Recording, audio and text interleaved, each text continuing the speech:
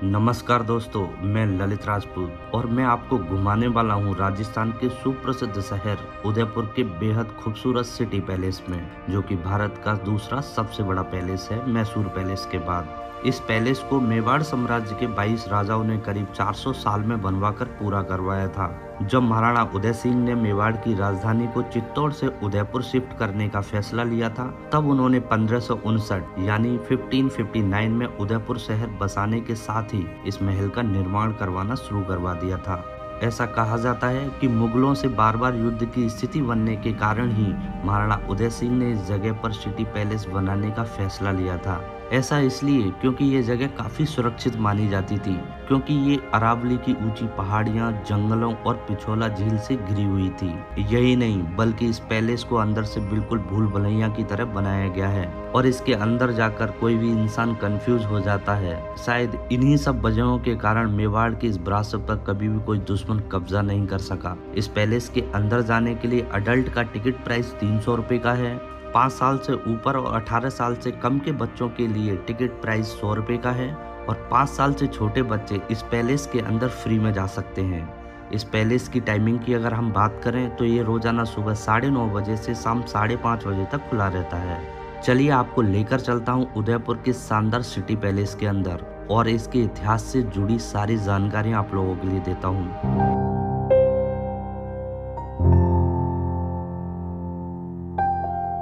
Welcome back to my YouTube channel. तो कैसे हैं आप लोग? स्वागत करता हूं आपको एक नई वीडियो में।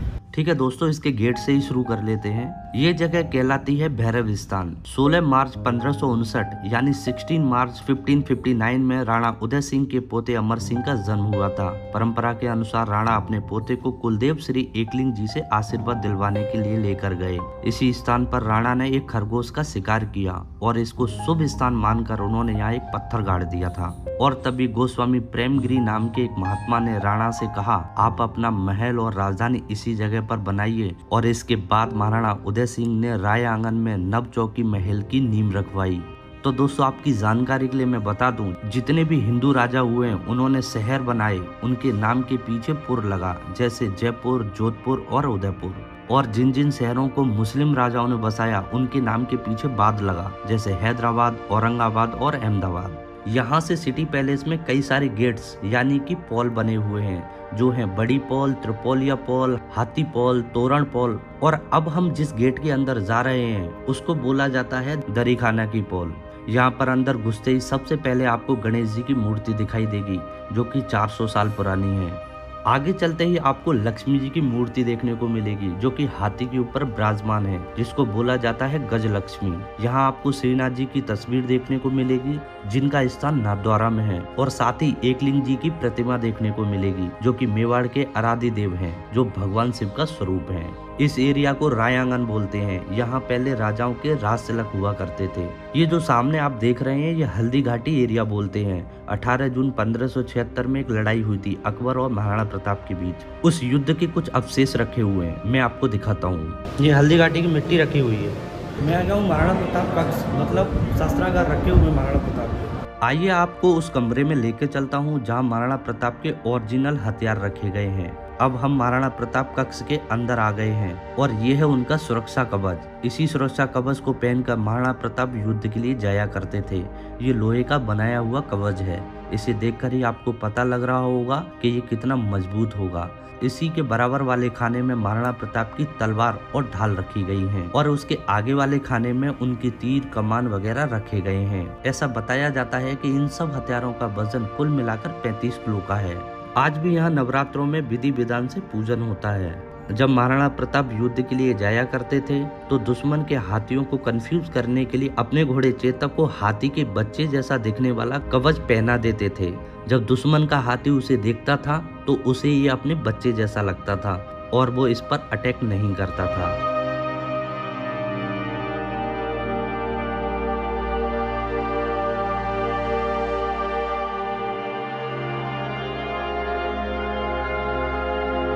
ये जो कक्ष आप देख रहे हैं ये है प्रेमगिरी गोस्वामी जी का मंदिर, जिनके बारे में मैंने आपको पहले भी बताया था, जो कि एक साधु महात्मा हुआ करते थे। और ऐसा कहा जाता है कि उन्हीं के आशीर्वाद से इस महल पर कभी भी किसी तरह का कोई अटैक नहीं हुआ। दरअसल मुगल बादशाह अकबर ने अफवाह उड़ाई थी कि महाराणा प्रताप उसके सामने झुक रहे हैं, और फिर बीकानेर के महाराज ने महाराणा प्रताप को पत्र लिखकर चिंता जताई थी। ये जो तस्वीर आप देख रहे हैं जिसमें महाराणा प्रताप बीकानेर के महाराज पृथ्वीराज के पत्र का उत्तर देते हुए नजर आ रहे हैं। उन्होंने अपने शब्दों में कहा कि आप बिल्कुल चिंता ना करें, शेर कभी गीदड़ के आगे झुकेगा नहीं। ये जो सामने वाली आप तस्वीर देख रहे हैं, हल्दी घाटी के युद्ध में महाराणा प्रताप ने अकबर को जब परास्त किया था तब उनकी प्रजा ने कुछ इस तरीके से खुशियां मनाई थी। ये संगमरमर के सिंगल स्टोन से बना हुआ ये कुंड आप देख रहे हैं, ये उस जमाने का कोई बाथटब नहीं है, बल्कि इसको बोला जाता है लक्खू कुंड। दरअसल जब भी कोई नए महाराणा बनते थे तो उनके राज तिलक के बाद इस कुंड में 1 लाख चांदी के सिक्के भर दिए जाते थे। लक्खू का मतलब होता है लाख, इसलिए इसको बोला जाता है लक्खू कुंड। 1 लाख सिक्कों में से 25,000 सिक्के यहीं चौक पर उछाल दिए जाते थे, जिनको आम जनता लूट लिया करती थी। बाकी के 75,000 सिक्के दान पुण्य के काम में इस्तेमाल में लाए जाते थे। इस लक्खू कुंड को आखिरी बार 1930 में इस्तेमाल में लाया गया था और उसके बाद कभी भी यूज में नहीं लिया गया। उस जमाने में पोस्टमैन वगैरह तो होते नहीं थे। उस समय पिंजरों में कबूतर हुआ करते थे जो कि पोस्टमैन का काम किया करते थे। ये सारे पिंजरे उसी वक्त के हैं। ये सब ब्रास यानी कि पीतल के बने हुए हैं। यहाँ सारी दीवार मार्बल की बनी हुई है और ये सारा मार्बल मकराना नाम की जगह से लाया गया था। आपकी जानकारी के लिए बता देता हूँ कि आगरा के ताजमहल को बनाने के लिए जो मार्बल यूज किया गया है वो भी मकराना का ही था। अभी हम इस पैलेस की 4थी मंजिल पर आ गए हैं। यहाँ पर आप देखेंगे काफी बड़े बड़े पेड़ लगे हुए हैं, जबकि यहाँ पर थोड़ी सी भी मिट्टी नहीं डाली गई है। यहाँ 104 पिलर बनाए गए हैं, सिंगल स्टोन के हैं और इसको बोला जाता है बाड़ी महल। तो सवाल ये उठता है कि 4थी मंजिल पर बिना मिट्टी के ये पेड़ यहाँ पर कैसे मौजूद हैं? तो मैं आपको बता देता हूँ, ये पूरा एरिया आप देख रहे हैं ये हिल यानी पहाड़ी की चोटी है, यानी कि अभी हम इसके टॉप पर खड़े हुए हैं। इन सभी पेड़ों की जड़ें इस पहाड़ी के अंदर गई हुई हैं, जो यहाँ पूरे हिस्से के नीचे कोई भी कमरा नहीं बना हुआ है। और ये देखिए, यहीं इस पहाड़ी पर राजाओं के नहाने के लिए स्विमिंग पूल भी बनाया गया था। तो आर्किटेक्ट का कमाल देखिए, पहाड़ी को भी बचा लिया, स्विमिंग पूल भी बना दिया और गार्डन भी बना दिया। ये जो फाउंटेन आप देख रहे हैं ये अभी लगाया गया है, ये पहले नहीं हुआ करता था। तो यहाँ इसी जगह पर राजा और रानी एक दूसरे पर रंग डालकर होली खेला करते थे। ये एक तरह का उनका एंटरटेनमेंट एरिया हुआ करता था। उन दिनों एक अंग्रेज हुआ करता था जिसका नाम था जॉर्ज पंचम, जो कि उस वक्त इंग्लैंड का राजा हुआ करता था। तो उसने कहा एक बार दिल्ली में मीटिंग है और भारत के जितने भी राजा हैं उन सभी को मेरी मीटिंग में आना कंपलसरी है। तो उस दिन सभी राजा उस मीटिंग में गए, लेकिन महाराणा फतेह सिंह वहां नहीं गए, क्योंकि अगर वो भी वहां जाते तो उनको वहां अंग्रेज के सामने झुककर उनको सलाम करना होता, और यही नहीं उनके सामने नीचे भी बैठना पड़ता, जो कि मेवाड़ की शान के खिलाफ है। और शायद आप में से बहुत लोग जानते होंगे कि मेवाड़ में कहावत है, हम लोग सर कटा सकते हैं लेकिन झुका नहीं सकते। तो ये बात जब उस अंग्रेज को पता लगी तब वो महाराणा फतेह सिंह की बहादुरी से बहुत प्रभावित हुआ और यहाँ महाराणा के सम्मान में दिल्ली से ये चेयर भिजवाई थी। ये रास्ता जो आप देख रहे हैं इतना सकड़ा इसलिए बनाया गया था जिससे कि दुश्मन अगर इस महल में घुसने की कोशिश करे तो एक बार में एक से ज्यादा आदमी यहाँ ना चल पाए। ये जो सामने आप दरवाजा देख रहे हैं यहाँ एक गुप्त रास्ता हुआ करता था और यहाँ इस महल में कई सारे गुप्त रास्ते हुआ करते थे जो कि बाद में बंद करवा दिए गए। अब जो आप कमरा देखने वाले हैं इससे खूबसूरत कमरा पूरी सिटी पैलेस में कहीं नहीं है। इस कमरे का नाम है कांच की बुर्ज, इसको शीश महल भी कहा जाता है। इस कमरे का निर्माण महाराणा करण सिंह जी ने करवाया था। ये जो पूरा कमरा आप देखेंगे ये कांच का बना हुआ है, यानी कि इसकी दीवारें, इसकी छत, इसका फर्श तीनों कांच के बने हुए हैं और इसके दरवाजे आप देखेंगे ये आइवरी यानी हाथी के दांत के बने हुए हैं। तो ये कांच का कक्ष बना हुआ है, ये राजा रानी का बेडरूम हुआ करता था। यहाँ पर आपको तरह तरह की तस्वीर देखने को मिलेगी जिनमें आपको नृत्य करती हुई महिलाएं दिखाई देंगी, पाठ पूजा करते हुए, पोलो गेम खेलते हुए राजा दिखाई देंगे और यहाँ पर तरह तरह की तस्वीर आपको देखने को मिल जाएंगी।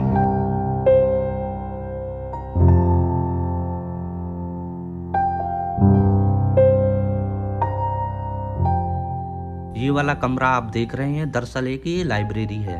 10 फरवरी 1875 यानी 10 फरवरी 1875 को महाराणा सज्जन सिंह ने इस लाइब्रेरी का निर्माण करवाया था और इसका नाम रखा था बनी विलास। ये जो आप फोटो देख रहे हैं ये यहाँ के बहुत ही सुप्रसिद्ध लेखक की फोटो है जिनका नाम था कविराज सामल दास। उन्होंने यहाँ इसी कमरे में बैठकर मेवाड़ का संपूर्ण इतिहास लिखा था और इस किताब का नाम रखा था वीर विनोद। आप चाहें तो इस बुक को यहाँ की बुक शॉप से खरीद सकते हैं। इस किताब की कीमत है 4000 रुपए की। तो देखिए आप, उस जमाने में हाथी के दांत से बने हुए दरवाजे हुआ करते थे यानी कि आइवरी डोर, जो कि काफी ज्यादा महंगे हुआ करते थे। अब हम लोग सिटी पैलेस के यानी कि 4th फ्लोर पर आ गए हैं जिसकी ऊंचाई 505 फीट की है।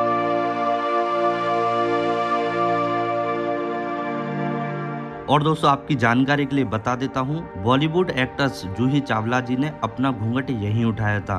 1993 में आई एक मूवी हम है राही प्यार के, उसका एक गाना है जो यहीं पर शूट हुआ था। उस गाने के बोल कुछ इस तरीके के हैं, घूंघट की आड़ से दिलवर खा।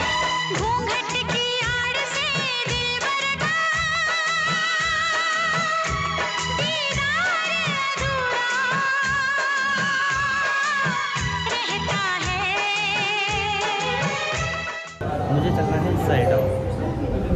यहाँ नीचे में आपको चौक नजर आ रहे हैं, इसको बोला जाता है दीवाने आम, यानी कि वो जगह जहाँ राजा आम लोगों की समस्या सुनने के लिए आया करते थे।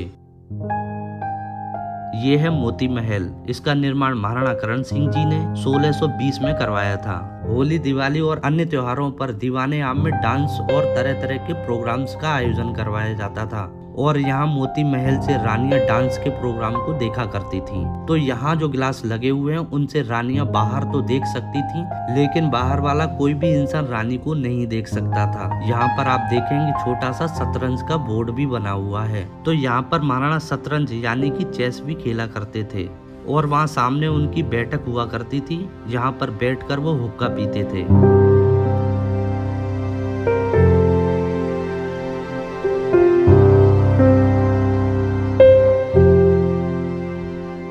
यहाँ पर लेफ्ट साइड यानी बाईं ओर देखेंगे, ये है दीवाने आम, जिसके बारे में मैंने आपको पहले भी बताया था, जहाँ राजा आम लोगों की समस्या सुना करते थे और यहाँ त्योहारों पर तरह तरह के प्रोग्राम हुआ करते थे।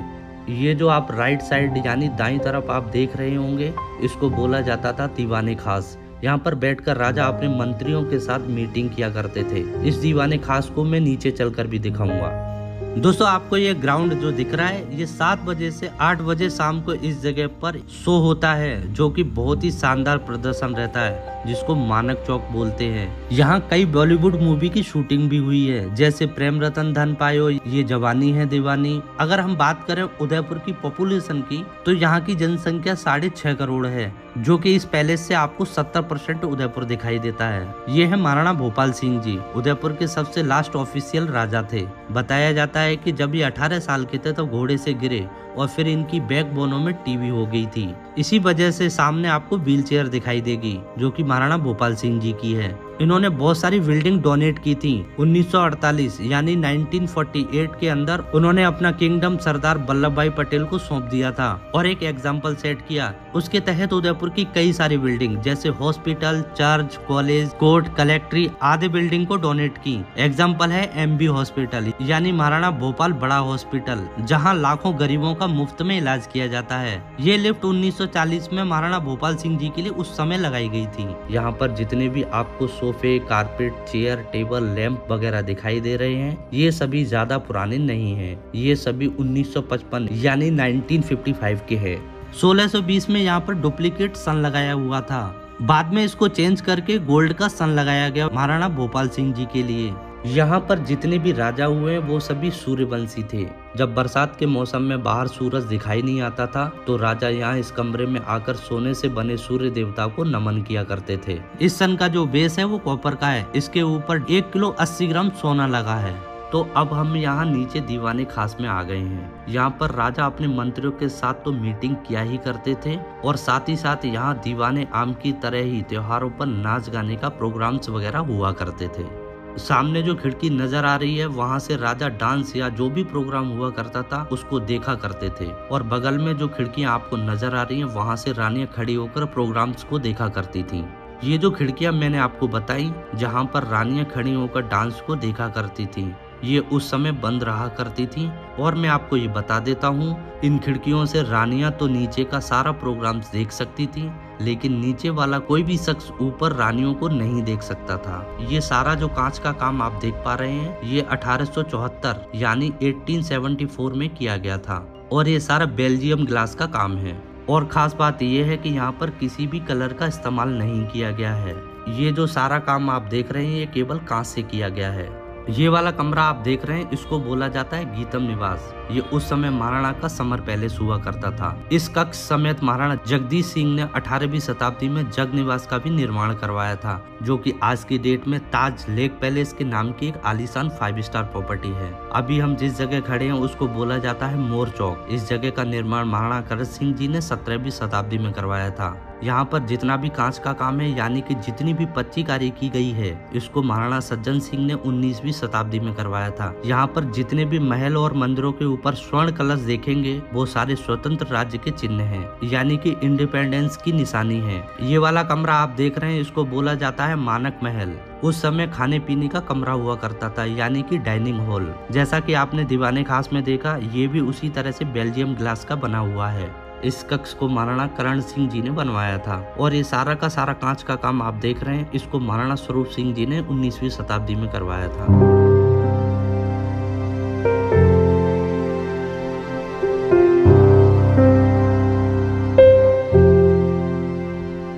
अब दोस्तों आप लोगों के लिए जनाना महल लेके चलता हूँ। इधर प्रवेश वर्जित है, मुझे इधर लेके चलना है आप लोगों को।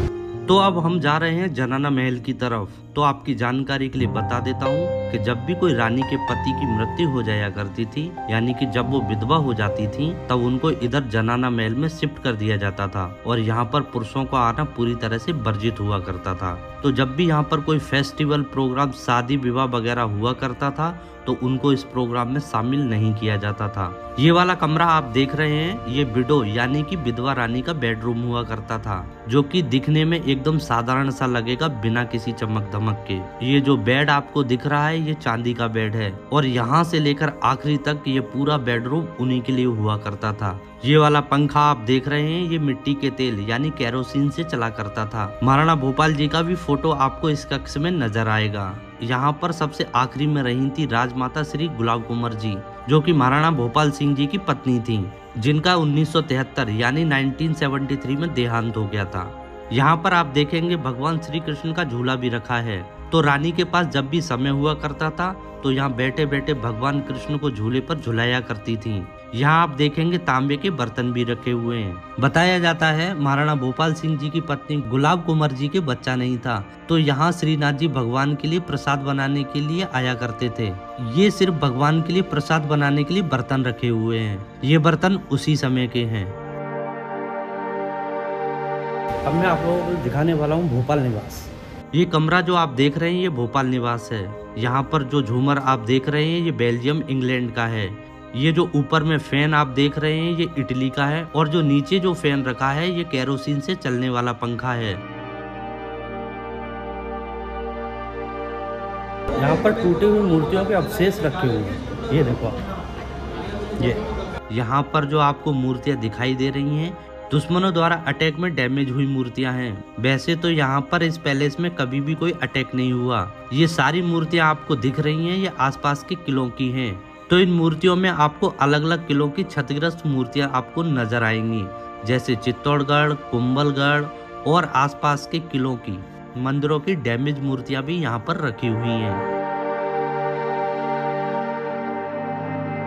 संगीत के जितने भी इंस्ट्रूमेंट रखे हुए हैं उस कक्ष में लेकर चलता हूँ आप लोगों के लिए। राजघराने में संगीत का शौक शुरू से ही रहा है, तो यहाँ पर आप देखेंगे उस समय के तरह तरह के यहाँ पर म्यूजिकल इंस्ट्रूमेंट रखे हुए हैं और इन सभी इंस्ट्रूमेंट पर आपको नाम भी लिखा दिख जाएगा।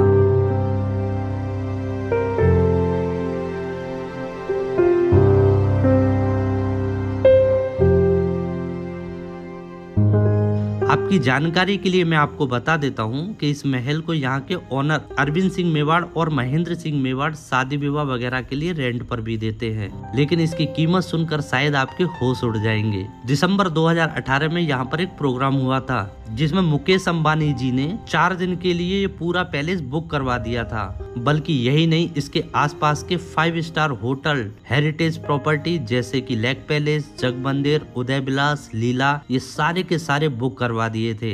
इसी पैलेस के अंदर मुकेश अंबानी की बेटी ईशा अंबानी का संगीत का प्रोग्राम भी बुक करवाया था। तो क्या आप अनुमान लगा सकते हैं इन 4 दिनों में कुल मिलाकर मुकेश अंबानी ने यहाँ पर कितना खर्चा किया होगा? खैर, मैं आपको बता देता हूँ, उन्होंने अपनी बेटी के संगीत के प्रोग्राम के लिए यहाँ पर 100 करोड़ नहीं, 200 करोड़ नहीं, बल्कि कुल मिलाकर इन 4 दिनों में उन्होंने 800 करोड़ का खर्चा किया था। जी हाँ, 800 करोड़ का।